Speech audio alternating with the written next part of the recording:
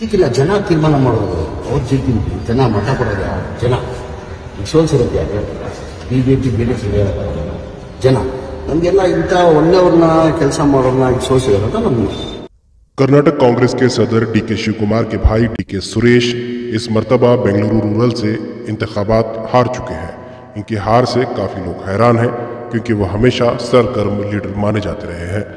इस ताल्लुक से रियासती वजीर ज़मीर अहमद खान भी आज डीके सुरेश के घर पहुंचकर उनसे मुलाकात की। मीडिया से बात करते हुए कहा कि डीके सुरेश हमेशा आवाम के साथ रहे हैं और आवाम के बीच रहे हैं। उनकी हार अफसोसनाक और हैरानकुन है।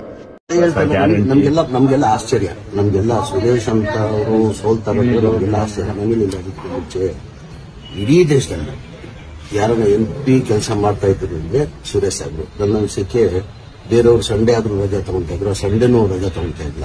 ಒಂದು ಆಫೀಸರ್ಗಳು ಏನ್ ಕೆಲಸ ಮಾಡೋರು ಆ ಕ್ಷೇತ್ರದಲ್ಲಿ ಯಾವ್ದನ ಒಂದು ತಾಲೂಕಲ್ಲಿ ಒಂದು ಕಾನ್ಸ್ಟಿಟ್ಯೂನ್ಸಿಯಲ್ಲಿ ಕಾರ್ಯಕ್ರಮ ಹಾಕೊಂಡು ಪ್ರತಿದಿನ ಅಲ್ಲೇ ಇರೋ ಅಂತವನ್ನ ಜನ ಸೋಲಿಸಿದ್ರೆ ಅಲ್ಲೇ ಒಂದ್ ಕಡೆ ನೋಡ್ತಾರೆ।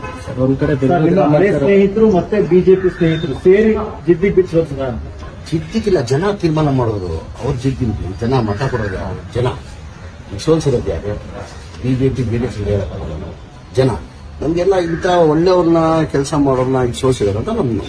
ಸರ್ ಒಂದ್ ಕಡೆ ಬೆಂಗಳೂರು ಗ್ರಾಮಾಂತರ ಕಳ್ಕೊಂಡ್ರು 9 ಸ್ಥಾನ ಗಳಿಸಿದೆ ಈಗ ನಾವು 1 ಗೆದ್ದಿದ್ವಿ 9 ಗೆದ್ದಿದ್ವಿ ಸಂತೋಷ ಸರ್। ನನ್ನ ಕ್ಷೇತ್ರದ ಮತದಾರರಿಗೆ ಧನ್ಯವಾದಗಳನ್ನ ಸಲ್ಲಿಸ್ತೇನೆ। ನನಗೆ ಈ ಕ್ಷೇತ್ರದಲ್ಲಿ 3 ಬಾರಿ ಲೋಕಸಭಾ ಸದಸ್ಯನಾಗಿ ಕೆಲಸ ಮಾಡಲಿಕ್ಕೆ ಅವಕಾಶವನ್ನ ಒದಗಿಸಿಕೊಟ್ಟಿದ್ರಿ। 4ನೇ ಬಾರಿಗೆ ಅಗ್ನಿ ಪರೀಕ್ಷೆಯಲ್ಲಿ ನನಗೆ ವಿರಾಮವನ್ನ ಕೊಟ್ಟಿದ್ದೀರಿ। ನನಗೆ ಮತ ಹಾಕಿದಂತ ನನಗೆ ಪಕ್ಷಕ್ಕೆ ಕೆಲಸ ಮಾಡಿದಂತ ಎಲ್ಲ ಕಾರ್ಯಕರ್ತರಿಗೆ ಮುಖಂಡರಿಗೆ ಮೊದಲನೇದಾಗಿ ನಾನು ನಾಯಕರುಗಳಿಗೆ ಧನ್ಯವಾದಗಳನ್ನ ಹೇಳಲಿಕ್ಕೆ ನಾನು ಬಯಸ್ತೇನೆ। ಏನು ಇವತ್ತು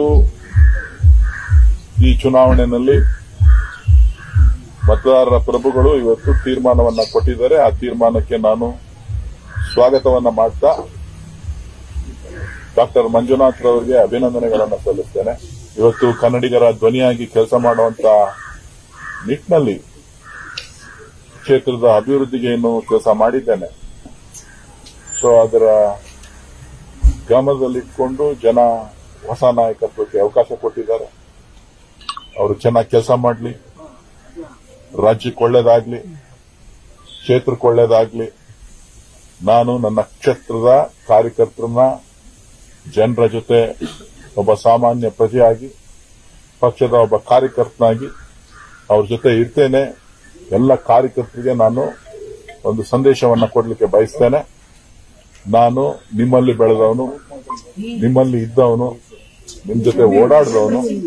ಆ ಕೆಲಸ ನಿರಂತರವಾಗಿರ್ತದೆ। ಪ್ರಜಾಪ್ರಭುತ್ವ ವ್ಯವಸ್ಥೆಯಲ್ಲಿ ಸೋಲು ಗೆಲುವನ್ನ ನಾವು ಸಮಾನವಾಗಿ ಸ್ವೀಕಾರ ಮಾಡಬೇಕು। ಅದನ್ನ ನಾನು ಸ್ವೀಕಾರ ಮಾಡಿದ್ದೇನೆ। ನನಗೆ ಹೋರಾಟ ಮಾಡಿದಂತ ಎಲ್ರಿಗೂ ಕೂಡ ನಾನು ಮತ್ತೊಮ್ಮೆ ತಮ್ಮೆಲ್ಲರಿಗೂ ಕೂಡ ಧನ್ಯವಾದಗಳನ್ನ ತಿಳಿಸ್ತೇನೆ।